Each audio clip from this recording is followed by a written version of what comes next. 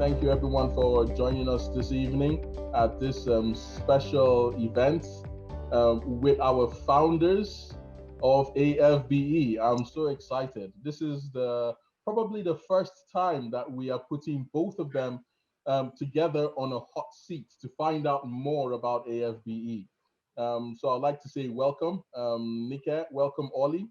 And I would also like to thank my co-host, Winston OJ, for participating with us. So, Ollie and Nika, it's a pleasure having both of you here today. I can't say much because it wouldn't be fair because I'm part of this organization, so it's best for us to hear from both of you. We want to know throughout this course of this 1 hour, we want to know much more about AFBE. What were both of you thinking when you set up AFBE? What were the challenges? What steps did you take? What type of results have you been able to achieve in this over 14 years of journey in this association? So I would ask, we would go back and forth between both of you, and if there's anything else, that anybody wants to bring up, they'll bring it up and we will discuss it. So without further ado, ladies first in this case, I would like to start with Nika. Nika, please tell us about you and tell us about AFBE. Why AFBE? Tell us about yourself first, so that we understand you, and tell us about why AFBE. What were you thinking of when the conversation about AFBE started? So take us back into the early thousands, yeah. Okay. No. So thank you. This is a great opportunity to have this platform to kind of share how it all started. My name's Nika, and I often get people call me Nike, cringe, and I usually say I sort of had the name officially first before Nike changed into Nike, so that really they should be paying me. So I am an engineer. I work for a company at the moment called WSP, and I work as a technical discipline leader and technical director in communications and control within the transportation division. I also, alongside Ollie, a co-founder of AFBE, so I'm very passionate about engaging young people, old people, anyone, and really what you'd call a engineering tele-evangelist. So I go around converting people into engineering, really excited to be here. I think that kind of sums me up. But I guess the reason why I became an engineer is because I liked television, and Ollie can tell you a bit more about that. But I remember this thing around aerials and kind of if you could tune an aerial, you could get a different channel or you could get a different station, television station, and for me that was kind of like, okay, so how does this actually work? And how do we get those little people in the box? So yeah, that's a bit about me. Interesting. Tell us why AFBE. What were you thinking before, or at least what happened? What was the situation like in London? What was the situation like in the job market that made you think of starting something like AFBE? And I just want to hear your side of the story before I jump onto Ollie. Okay, so why AFBE? Lots of reasons. Firstly, the more generic ones were around the issues to do with, at the time, the Royal Academy of Engineering and BIS, as it was called at the time. We're talking about role models, the lack of role models in engineering. I think we've got a slide on. We got a slide on that. Why yes. which Ollie will share later. Yeah, no pressure. I'll share that right now, just since it's relevant to what we're talking about. Can everyone see? We can see that you're sharing. Yes. That's the one. That's the one. You can see the screen. Yeah, great. So the more generic ones around the fact that there was a lot of talk. You'll notice that's August 2007 about ethnic minorities underrepresented in engineering. But at the same time, there was a lot going on in London around gang culture. So, you know, now that people talk about stabbings and stuff, and they make it sound as if, oh my God, this just happened.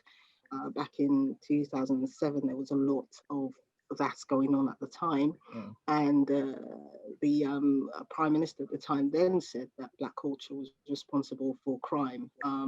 In a roundabout sort of way, a sort of, I'm telling the truth, you know, I'm not scared of what people think, I'm going to tell it as it is, which was really annoying, because there was two reasons why it was annoying. It was either that everybody I know, every Black person I know was in the wrong profession and they should actually be going out and stabbing people, or he was wrong. And so those were happening around the time. But also, I personally, and I'm sure Ollie will share his own version, I personally was having, I literally had a line manager from hell. It was like I always say it was a demon sent down by the devil to torment me kind of constantly every day. It was just an awful, awful experience I had. And I was staying at Ollie at the time. And so I'll come back from work and I had this book where I used to write. Nike, I think you've just gone off air. We can't hear you. Yeah, you've muted yourself. Oh, sorry about that. Okay.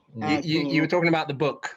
Yeah. So yeah, I had this book where I used to record all the horrible things that I had experienced at work, and you know, just thinking about lack of that there was no one I could really talk to above me that understood anything about what I was going through or even empathized with it. And those were some of the reasons. I'll just stop there, but those were some of the reasons why AFBE was actually kind of what we started to think about, how we remedy the situation where there's no leadership there. We couldn't always see ourselves represented, and you know, it's just misunderstood for whatever reason. I was saying that I had a manager, the same demon once told me that I only use you know, you look like you're 100%, but you only use 2% of your brain.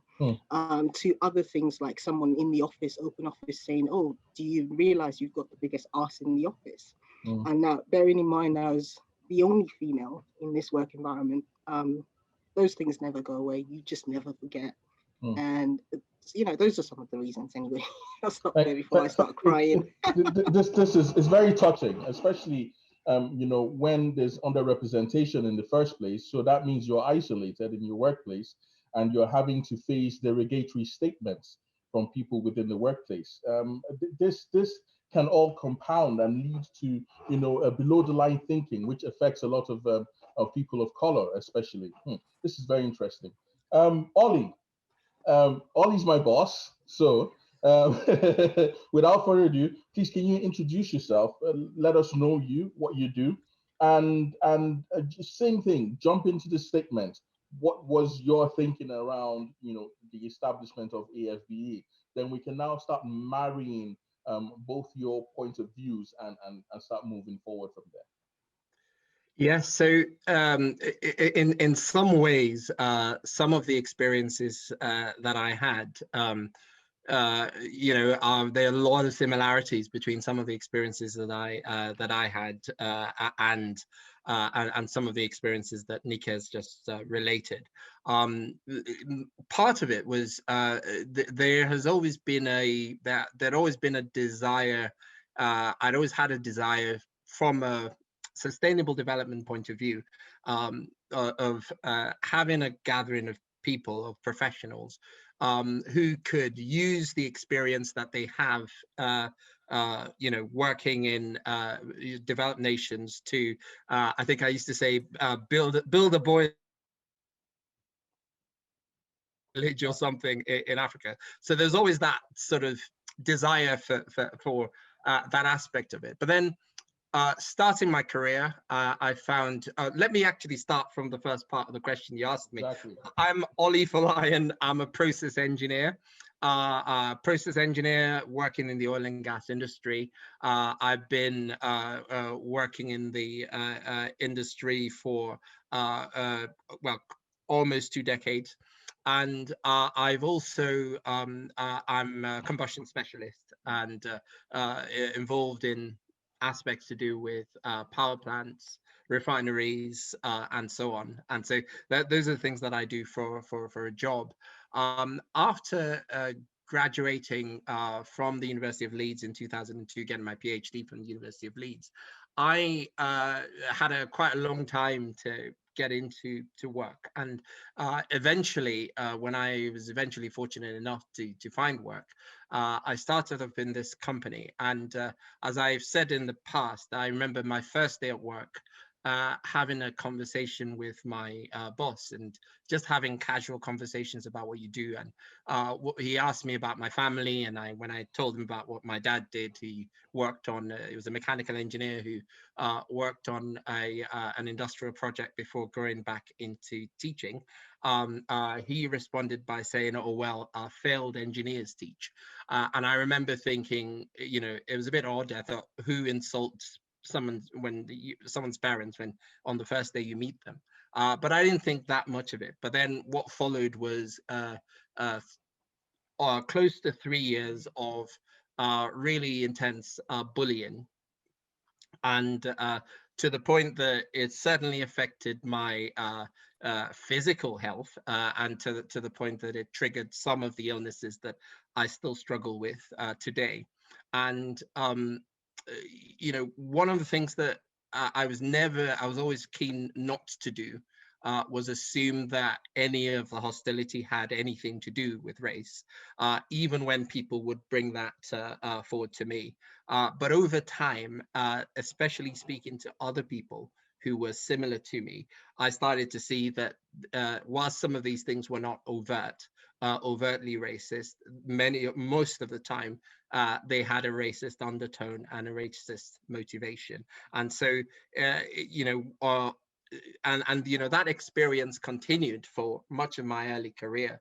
And so it was really, one of the things you try to do when you're going through that is reach out to find more experienced people who can help you make sense of what's going on. But we reached out for those people. I reached out for those people, and I couldn't really find anyone who was in a senior position in my company. And at the same time, we were meeting young people, particularly in the area that we were living in, where there was a clear requirement, a clear need for some sort of mentoring, and a clear need for representation of something that was different. Black people who were not necessarily rappers or singers, but were doing okay in their profession. And there's a desire of those two things, really, that meant that when Nika first sort of mentioned to me when we were talking that she was thinking about putting together something like this, part of it resonated with me because it resonated with a similar-ish kind of idea that I had been thinking about before. So that was really where the whole idea of AFBE began, and led to us speaking to some of our contacts, having a meeting with 5 members, and taking it from there. I had a slide there that had the 5 members. Yeah. Okay, that's interesting. So, so both of you have had separate experiences, both being stereotyped in different forms, and both being, let me just say, undermined. I want to say insulted, but that's a strong word. So let me just say undermined in your experience, or at least in the fact that you were a highly educated individual coming into the industry. So that meant that you either posed a threat, and at some point, needed to be subdued. That's the way I see it. So correct me if I'm wrong. It's interesting that both of you were able to see the fact that there was a huge amount of underrepresentation of Black people, but also there was also a lack of leadership of people of being color within the industry. So basically, what you people have set up is almost like a safe haven for professionals to come together and interact with each other. So tell us, how has what has changed um, in AFBE from 2007 to now? how have you evolved? You know, it's interesting to understand, because it will paint a perspective of, you know, what the situation was then, and is the situation still carrying on till today? You know, so what has changed from 2007 to present day? Shall I go? Yeah, Or you Niket, want to? please, anyone, Niket. Yeah, so when we started, and I think we've got some really nice slides about when we started our very first event. What has changed? Okay, so what has changed from our vision from the start? Not much, to be quite honest with you. We've just evolved into the vision. Our very first event there was Young Gifted Black and in Business. I remember how chuffed I was about this flyer that we'd done. So we'd got together a pot of money, and we decided that we were going to talk about businesses and having Black people in businesses, because we felt that we needed to start to think about having our own businesses as well, because that was another area that we thought was underrepresented. So this event took place at King's College, Waterloo campus, on the 26th of April 2008. And Ollie was chairing it, the panel, and you know, the number of people that even just turned up, and that's Liz there in registration. I always say Liz is the quiet third co-founder of AFBE, Yeah, because Liz is my wife. she was actually there from day one. And so yeah, so we had this event, and we talked about businesses, and we got, I think, was it 8 or 10 founders of companies, and they talked about their experiences and so on and so forth, and it was a great event. And then our next event we had was what we called gang culture in London, and that was to do with tackling issues around the fact that the Prime Minister said that Black culture is responsible for crime. And Paul Lawrence, who's someone that was one of our facilitators, just passed away during this COVID period. But it was such a great session. We had an A&E an A&E doctor that was working. He was in the papers. He was working with young Lewisham. people, Lewisham, yeah, trying to show them about what happens when someone gets stabbed. And what we did with that is we put together a summary, and at the time we sent it to most of the churches, mosques. We sent it to MPs. Boris was mayor then, so we sent it to him. Just the output from this event, you know. So from the start, we've been trying to influence policy and influence the way that community in general kind of talks about these issues. Yeah, and so we've gone from there. We had our launch. This one is an interesting story that I'd like to share, because one of our members had talked about going to South African High Commission, and on our way to visit the High Commissioner at the time, who's in the photo, this member had said, "Okay, you guys are coming along, and I will speak." And Ollie literally stopped him and said, "No, actually, why don't we let Nikes speak?" Now, I say this because I think it's important to talk about the character of the man that is Ollie. I know people might say I'm biased, but you know, I think it's really important to say, because he could have said, "I'll do the talking," or he could have, but he literally said, "I was very unprepared to be talking to this very high up commissioner woman," and the office, in fact, was really, really grand when we walked in. But we spoke to her, and she was so impressed and said, "I'm going to do a launch event for you. Can you get 50 engineers like yourself? And I'm going to have a reception for you." And if you look at the bottom corner there, that's Hayatin Silim. She is now the CEO of Royal Academy of Engineering. So she was there at our launch.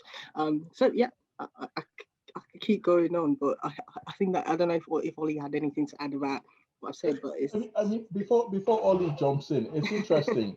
It's interesting the experience that you've had to go through, but you've mentioned something there. You know, being able to influence policy, especially in this day and age where we are seeing a lot of unrepresentations or underrepresentations in executive positions in a lot of companies. You know, we need to get to a stage where, you know, you're looking at the board of a company, and it's not just plain white board. You want to look at the board and you have a mix of females and colored people. You want to see a mixed board because, I mean, statistics, and I'm pretty sure, Ollie, you have something with regards to statistics that shows that a diverse working place actually has better productivity, or at least the turnover is even usually way more than That's right. companies Yeah. that are not Yeah. diverse. McKinsey has done the report on that. Yeah, absolutely. Yeah. Okay, Ollie. So let's jump into you. I think we'll come back to the policy part because that's interesting. Because I know you have a picture to show on with regards to at least a step in that direction. So Ollie, tell us your thoughts. Yeah, well, thanks Nika for what she was just saying there. But I think what underlies it is she was actually pointing out one of the earlier challenges that we faced as an organization, where this is all within people who were all Black. So sometimes the problems are internal, who in some ways in their behavior showed a certain degree of discomfort. And I'm sure Nikhil won't mind me saying this, at the fact that our leader was female. So, and, you know, whilst they may not have said it blatantly, they showed in their behavior and their attitude towards the leadership. And you know, it was certainly one of the challenges. But you know, without Nika as our leader, I don't believe, in fact, I am sure, we wouldn't have had the inroads that we've had. One thing that's important to note is at the time that AFBE was starting out, talking about ethnic diversity, I usually say it was competing with bad breath for what could be a conversation killer, because ultimately people were not that interested in talking about it. I remember calling up places to tell them what we would do, and I'd get a fake email or something because people weren't, you know, really wanting to engage with the issue. I'm not saying that people are all woke and open now, but then it was even worse. What people were certainly much more open to was talking about gender diversity. And, you know, when Nika goes into a place and says, I'm here to talk about diversity, it's very clear that she's talking about not just ethnicity, but gender as well. And so in you know, in many ways, a lot of the progress that AFBE has been able to make, you know, we have to credit the fact that we have a female leader, and that's what has made that possible. So that was some of the earlier challenges. I thought it was because of your good looks. It's not because of that. Couldn't possibly comment on that one. Okay, that's interesting. So certainly you guys would have faced challenges, and this is one thing that you have just brought up. What about challenges within the Black community? What kind of challenges did you face? Because I know that it can be very difficult working with our own for various reasons. But what kind of challenges did you face, and how did you overcome those challenges? Because over time, you know, being a member of AFBE, you find that a lot of people come with different visions and different agendas. How would I put it? How do you carry on with people who have the same vision with you? And how, what, if I may put it this way, what has the journey been like with people who also don't have the same vision with you? Yeah, I was going to say something on that quickly. I think, you know, there's almost two aspects to that question. So there is the aspect to do with people believing that one, whether a cause is credible, or whether or not they have the permission to even go on that journey. And you know, for that aspect of it, we've come across, you know, part of the problem with years of discrimination and years of you know, centuries of racism, if you like, is that it can create a sense of self-loathing amongst people within a community. I was just having a conversation with somebody like about half an hour ago, where in their minds, it's very easy to attribute a lot of the things that Black people say and Black people do to a sense of, maybe having a chip on your shoulder. And the fact is, quite a lot of those things happen because they don't exist in a vacuum. They happen because of particular experiences that people have had, or maybe their parents have had. And that creates a sense of, what I'll call self-loathing. So that you do get some people who are far more deferential and far more willing to cooperate if they feel that what you're doing is backed by other people who are not Black or BME. And that sometimes was some of the problems that we had to contend with. And then you had the internal issues of which is really an extension of the same issue of self-loathing, which is that, people with different agendas, people with different visions of what they're trying to do, people who see what you're trying to do as a means to an end, a personal end, rather than something that is genuinely there for a broader good, and therefore try to impose their vision. And very often it has taken a certain degree of not being blinkered, of not growing as an organization too rapidly, of ensuring that we're a bit more discerning in who we ask to be part of what we're doing, in order to ensure that we were able to not sort of go off the rails. Interesting. I'm going to ask a question. Nika, if you can answer this for me. I want us to jump into the various programs that AFBE has. So I would like to know what the vision is of AFBE, and I want you to tell us how you've been able to create programs that are targeted towards achieving this vision of AFBE. Thanks for that, Rohit. I think for us, the key thing is higher achievement. And displaying that high achievement without any apologies, showing that we can excel in everything we do. We have a number of programs from starting with Next Gen in Scotland, which we look at the entire life cycle of what it takes to become an engineer.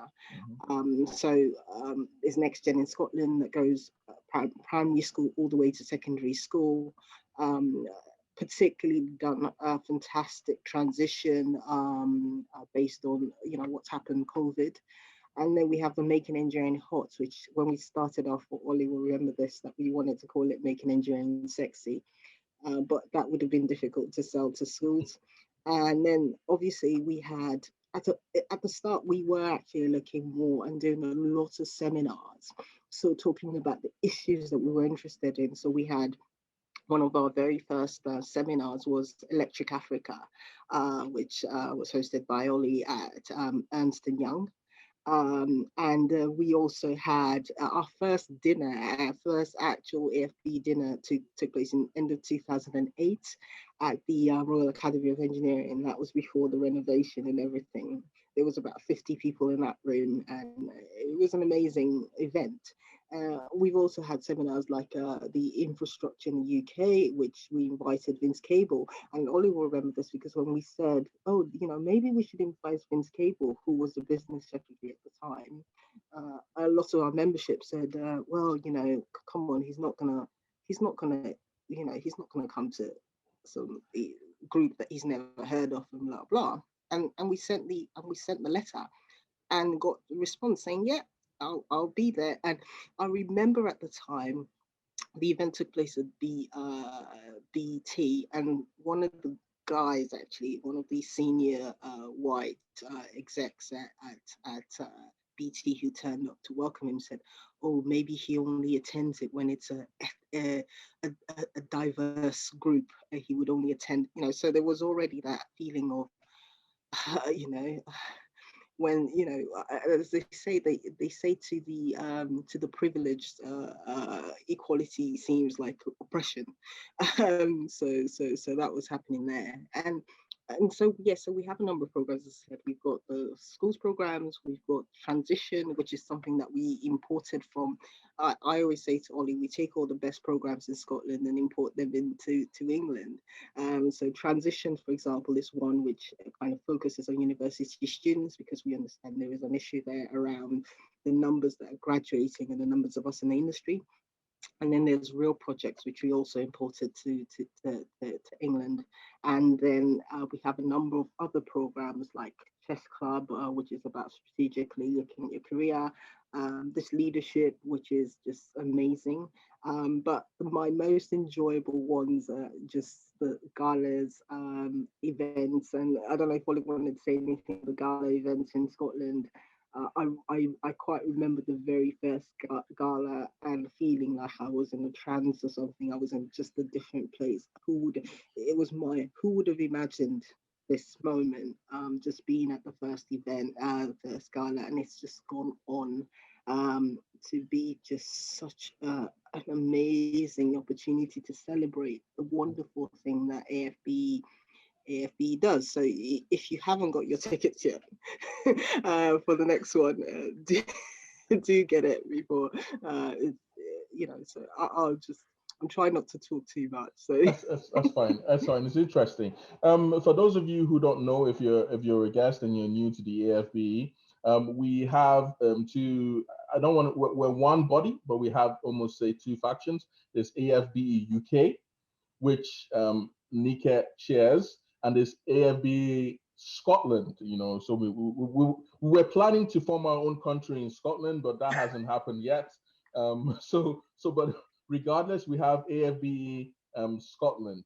It's interesting that you said you guys have had to copy some of the events in Scotland. So Ollie, please tell us about the events in AFBE Scotland that is so attractive that the English people want to come take it away from us again.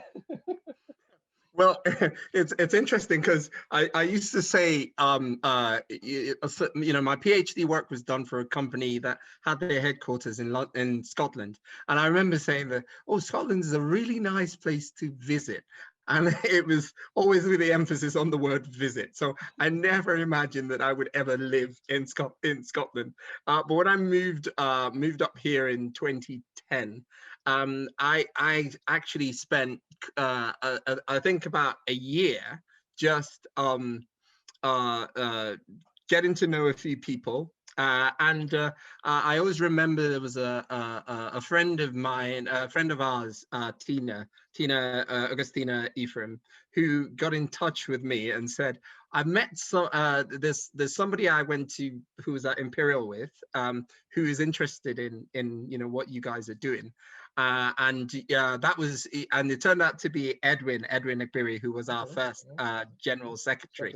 But it was actually after speaking to Edwin, we ended up he spoke to quite a few people, including Royer Bourget, who's Joy Bourget's husband. And actually, the idea, the reason we actually started to have galas is because at that very first meeting, Royer said, he said two things that kind of stayed with me. One of them was, do you guys do like gala nights or anything? And I made reference to some of the events that we had in London, but it was basically from that point I thought, right, we're going to start doing galas. And he also said, make sure you don't invite just anybody into your team so they don't derail your vision. And I took that. But one of the things I did then, speaking to Edwin, speaking to another guy named Siji, and just speaking to a few people, it became obvious to me that one of the key problems with Aberdeen is that there's a huge population of people, mostly international, who come into Aberdeen who don't necessarily know how the system here works in terms of recruitment cycles and so on. And many of them didn't realize, for example, that the moment you start your master's program is the point at which you need to start to apply for jobs, for example. And also at that point, I was also it also reminded me of the broader picture that we have a high number of Black and minority ethnic people studying engineering in UK universities, and it's something like 31.8% of all engineering students, and I'm talking home students, are from a BAME background, but only a small percentage of those actually get into the workplace, and there's a myriad of reasons for that. And so we decided to frame this program, which was looking at the broader picture. What skills do we need to imbibe into young people in order to get them prepared for the workplace? And that was how transition started. And then we started to run transition for a while. And I was having a chat with somebody who used to be part of our team, Soji, and he mentioned something about the running a program in which people could, or you was just thinking of the idea or a concept of people learning about how actual projects work. And that was, I took that and we sort of framed that into a program we call Real Projects. And we thought, okay, what happens if once people get into, is one thing getting into the door, once they've actually started work, how do we ensure that they hit the ground running? And that's what Real Projects was all about. And it was at that point, a friend of mine who's on the call, Jide, who we used to work together, I had spoken to him at the end of the year about leading a Make Engineering Hot program, and I can actually remember his email back to me that day. He said, "Sorry, mate." And usually when he says mate, I knew that he wasn't really keen on this. But after a year, somehow he sent us around something showing that he was really interested in the idea of STEM. And so 4 of us met, myself, Laide, Joy, and Jide, and started to talk about Next Gen. We had it at a local church. The council got to hear about it because we did some press releases, and that was really how the Next Gen program kicked off. And then when all of these had been running for a while, Roy, you came round one day and you were talking about the fellowship program that you were on, and I was thinking, we have programs that attract people into the industry. We now have programs that hopefully retain people, but we have nothing that addresses the leadership bit. And unless you really talk about leadership, unless you get diversity in leadership, the attraction and the retention pieces don't really work. And yeah, that was how we started the leadership program. So sorry, it's a bit of a long answer, but just thought I'd give you a bit of a story of how it's all started. That's what we want to get. And just for everyone's information, these programs that run by AFBE, they target everyone. There is no discrimination. There is no sidelining of anyone from any race, from anywhere. From the Next Gen, I believe we encourage students and kids from all around. I mean, when we could visit schools, I think the peak, and it was at that point I was like, no, I can't continue here. We visited 12 or 13 schools in 1 year, and they wanted us to come back, and it's time consuming. It's a lot of dedication and effort, because I mean, you're talking of 4 hours on a Friday afternoon gone doing STEM stuff, which I love, and which everyone who volunteers loves. Then we have the transition as well. We've had feedback from people, international students from different countries, talking about how they've been able to get jobs or secure jobs just after the transition. Have you got the slides, Ollie? So I think that there should be a slide that talks about feedback and some of the success stories that people have given. Ollie, please talk us through some of them. Oh, well, I'll let Nika talk about these two, and then I'll come to the last one. Sorry, so this is Ali. Ali graduated a first-class degree in chemical engineering from University of London, South Bank University. Had a distinction in an MSc at UCL and couldn't get a job. We met Ali at the Bloomberg because we had a Bloomberg transition because Bloomberg was interested in that program, so we offered it. And I remember Ali being one of the shyest people in the space. I would hardly say a word. And then after she joined AFB and reached out to me and said, I'd like you to be my mentor. And at the time, I just thought, one, that takes a lot of bravery. So part of succeeding in life is being brave to do things that you wouldn't clearly was outside her comfort zone. And so yeah, we met and we built up a mentoring relationship. I think she attended another transition event as well. And I remember saying to her, you know, we're looking for 2 job offers so you can pick and choose. And she looked at me like I was speaking Greek. But by the end of, she'd been searching for 18 months, but by the end of, before the 6th month, she'd got 2 offers, was confused about which job to go to. She had an offer from Balfour Beatty and one from WSP. She eventually chose nothing to do with me to work for WSP, and she's actually recently been promoted from graduate to engineer. And she actually messaged me to talk about it. I think the next one is Ollie. You too. Oh yes, this one always cracks me up when I think about it, because it was just it was last year actually, before the lockdown. I remember receiving a phone call at 6 a.m. in the morning, and I thought, who calls anyone at 6 a.m. in the morning? And so I refused to pick up the phone. I couldn't see who was calling. And then I started to and I was getting ready at sort of 6:30, and I got the phone call again. So I thought I better answer this. I don't know who it is, and it turned out it was one of the students who had come to our transition program, who had kept in touch after the event. I said, "Oh, can I call you on my way to work?" As in sociable times like other normal human beings. And so I decided to call, and it turned out that she had actually come to the transition program since then. She'd asked for advice and support. I used a combination of the experiences that we have, some of the people that I knew, to just prepare her.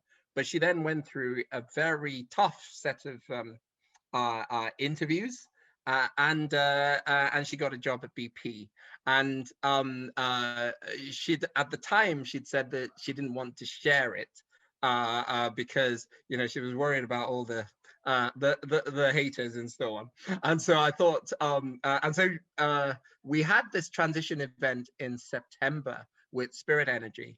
And I didn't know she was on the call, but she just asked if she could speak, and she was quite emotional, and she's talking about the experience, and really grateful to AFBE and really grateful to us, and for us, I always say that that's what this has always been about. We do this completely voluntarily. Much of the time we've done this, we've had very little, if any. Up until 3 years ago, sorry, AFBE in Scotland suddenly had no single sponsor other than members, and some of those members, there were some people that sacrificed a lot, even financially, just to get this going. We never even had the courage to go and approach companies, because just generally we didn't really believe, and there wasn't that real openness to support something like this. And over time we started to see that change.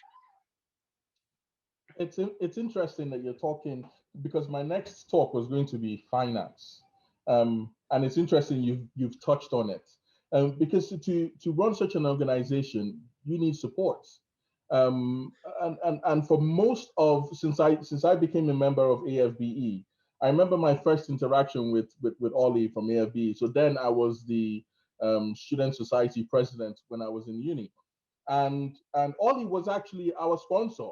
AFB was our sponsor. Apparently, it turned out it was coming out from his pocket. And I only found out later on, after I graduated and was a full member of AFBE. So I know that it's grown from 2013, 2014.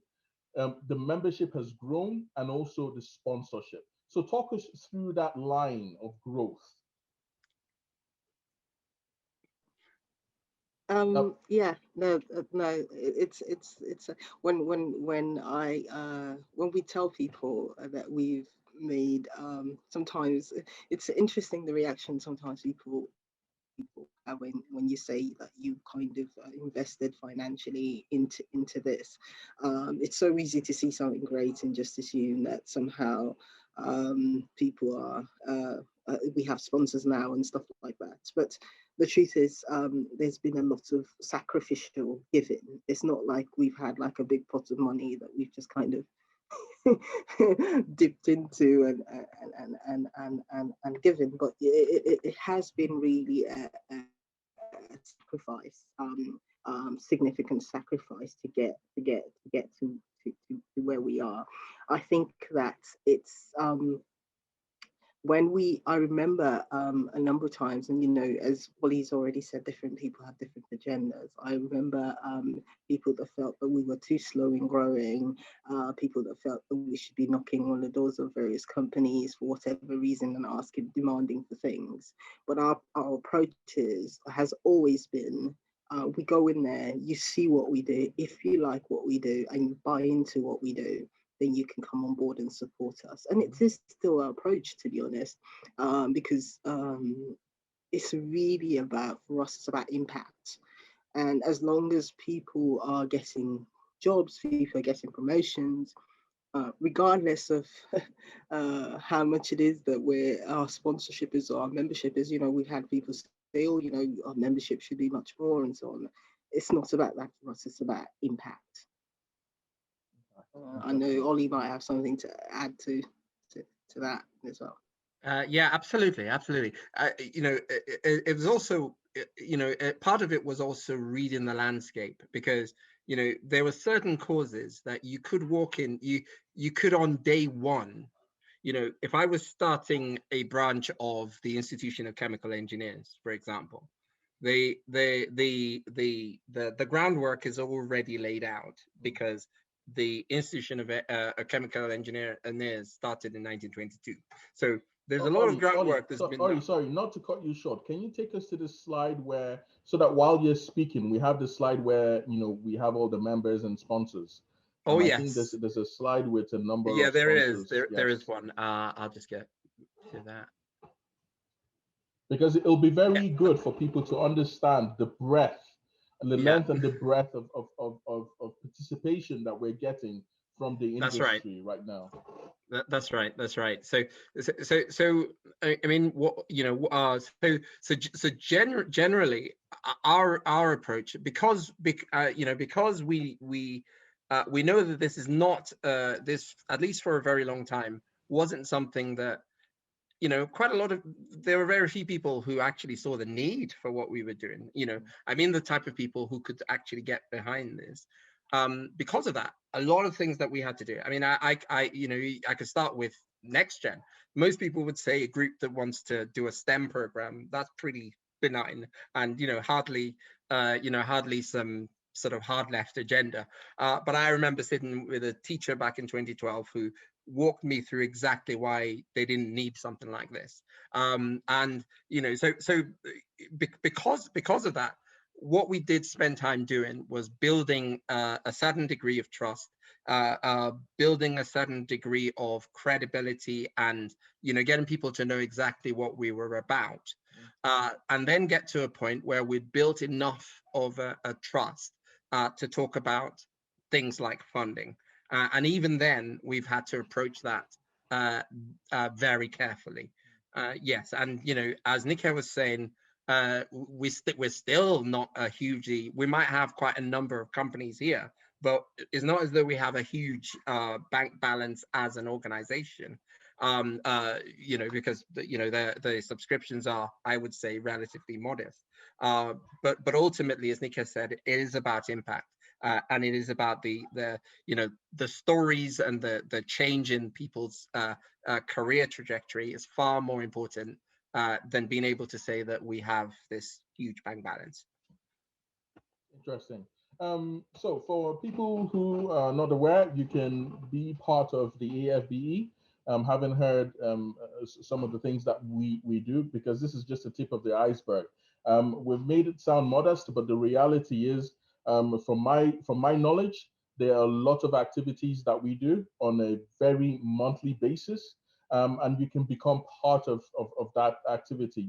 You can contribute your time to society. You can contribute to help in mentoring people. There are a lot of people who need to be mentored, and we're constantly in search of people to mentor. So I think we've just launched the mentoring program as well. Ollie, do you mind talking about the mentorship program as well, in case people who want to be part of that? Yeah, they, our main answer to the underrepresentation of people from BAME backgrounds within the industry. One of the key things that AFBE as an organization offers is what we call professional guidance and advice at critical points in people's career. And through the mentoring program, which was started in London, we've actually in many ways plagiarized pretty much everything that the London team was doing on it. By the time we started our program, they'd already prepared a manual even, which thankfully we were able to get an input in, and particularly one of our core advisors, Dennis Pinto, was able to really put some input into it. And Dennis has been a fantastic help for us for all the time I've been in Scotland. He's been my uncle that I go to for advice. So the mentoring program runs in such a way that if you want to be a mentor, you can become a member of AFBE. We have a mentoring lead here at BIM, Diri, and we also have mentoring leads in London. They can match you with somebody who is whose experience matches with the things that you need, and you come to an agreement for at least a 6-month period that you work with that mentor. We have ways of assessing how that is going, and that program's begun in earnest. We also are using the fact that we now have company members to offer them an opportunity for reverse mentoring. So one of the ways in which companies can really key into what we are doing here is, one of the ways of actually leadership starting to understand the challenges that minorities face is it has to do with really getting to know somebody who is junior but from a minority background or maybe of different gender, so that you can start to see what the challenges are. The reverse benefit for most companies, according to the Harvard Business Review, is that reverse mentoring is actually a very good way of retaining the young people who you hire in your company. So we also offer that opportunity for company members as well. Interesting. That's very interesting. So please, if you want to become part of this, again, like we've said, it's very easy to join. Just go straight to the website. If you want to speak to anybody, you can easily send an email and somebody will be in touch with you. I know we've not had the time to talk about this, but probably we will end on this note. Ollie, if you can take the slide to the picture where in front of number 10. Nika, I will start with you. Where do you see AFBE in the future? I mean, you've seen where it started. You've seen how far AFBE has come, the growth. Where do you see AFBE going in the future? I remember, thank you for that. I remember the time when I used to say, oh, it will be successful when AFBE is not needed anymore. But I think differently now. I think AFBE will always be needed in some capacity. I think when we start to see people from ethnic minority in leadership positions within engineering spaces, when being an ethnic minority is not a minority within engineering, and when people can talk about the challenges that they face at work without feeling that they will be judged or misunderstood. I wrote an article recently about, it's on my LinkedIn, so if you want to check it out, it's about being Black and male, and in general, but about being in engineering. When those issues that were raised in that piece, that's just a taster for you to go and read it, start to change, then also maybe we'll start to see that AFBE has it's a success already, but that's where the future lies for us, is to see real change and not just lip service or black squares on social media. Okay, thank you. Ollie, where do you see AFB in the next few years? Yeah, just picking up on what Nika was saying. My experience is there's been a massive increase in openness to the idea of race and ethnicity in a way that we haven't seen ever in certainly since we started. Um, uh, but those conversations, though big, are still happening within what I would consider the church of believers. And for me, almost the way that we had the revolution with things to do with safety within our industry, after Piper Alpha and so on. I believe that the point that we're trying to get to is a point where it's no longer a niche thing to accept the basic premise that we don't need data to know that we have oppression, and to know that there's underrepresentation, and that underrepresentation is not happening by accident, or is not happening because some people have a chip on their shoulder. It's happening because there are genuinely systemic issues. So when that becomes a general narrative, as that's the only point at which we can start to tackle it. So that's one thing. The other thing is when the success of any group of minorities within is very much tied into their countries of descent or origin. And so I hope for a point where this body in the UK can be a voice for sustainable development around the world, particularly around developing countries, where there is a body within the UK where these countries can reach out to for genuine, tangible answers to some of the technical and even social problems that they face. Beautiful, interesting. Um, I think we would end on this note, Ollie and Nika. I want to say thank you very much for giving us an insight into AFBE, giving us a better understanding of what the environment was, especially when you guys were young Black engineers um, trying to get into the job market space. Certainly, a lot of people are facing challenges now, trying to get into the industry, and we see it as an unending issue. We see it as an issue that needs to be resolved. This systemic, how would I put it? I was speaking to, and funny, she's actually commented in the chat page.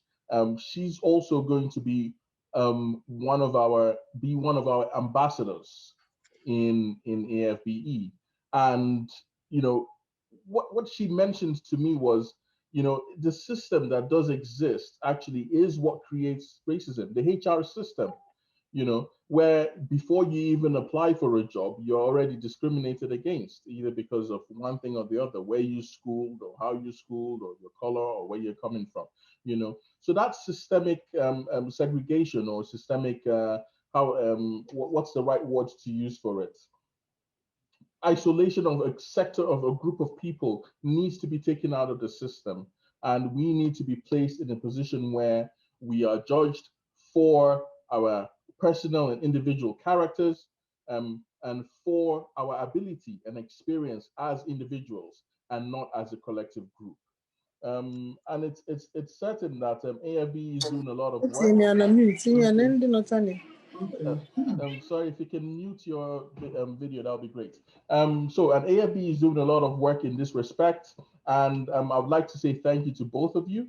And also, I would like to say thank you to the collective team within AFBE, all the people who have made AFB what it is today, from Ollie and Nika to the people who started it, to the people who are no longer part of it. Everyone has contributed into AFBE, and I would like to say thank you. And hopefully, all things equal, we hope to see you guys more and more. And if you've never been to any of the gala events, I implore you, please go to the YouTube page and just watch some of the events, or just snippets that they have of the gala event. I mean, Ollie, when's this year's one happening? If It's now been moved to the 21st of October. Okay. 21st of October. We're actually working on two scenarios. If for any reason, I'm hoping that we can actually meet by then. But if for any reason we can't, we will do a virtual event. Yeah, I'm quite hopeful that we can hold an actual event. Yeah, but even if we say so ourselves, it's usually a great time. Well, I promise I won't rap. I won't be rapping at this one. No. I'm not looking forward to a virtual one because I've been at at a few of the AFB events both in London and in Aberdeen, and I must tell you, the food is lovely, the entertainment is so real, the guests are pleasant, and it's a night time of fun. So I've been looking forward to it, and I'm certainly not looking forward to a virtual event. I want face to face. So let's hope that things pick up for everyone. Again, yeah, we also have the conference. It's called AFBE Live. Which is going to be the first one we've ever done in AFBE. It will be in London, either in London or virtual, but it's something that we intend to do probably every other year from now on. It's going to be big, and again, that's something for us to look forward to. Have a look on our website, and just get in touch with us. Yeah, we would like you to be part of what we're doing. As Roy said, I like to quote the Michael Jackson line: "Doesn't matter if you're black or white. Anyone can be a member." Actually, our members are quite mixed. So yeah, come along. So thank you very much to everyone who's posted questions on how they can get involved. If you did register, we're taking notes of the questions, and we will probably reach out to you in the next coming days. So thank you everyone for joining this event. Let's look forward to the next one. I will be having a special guest, Mark Esho, and that will be happening next month. And we'll be talking about the R squared in leadership. So R squared in leadership, resilience, and resourcefulness in life.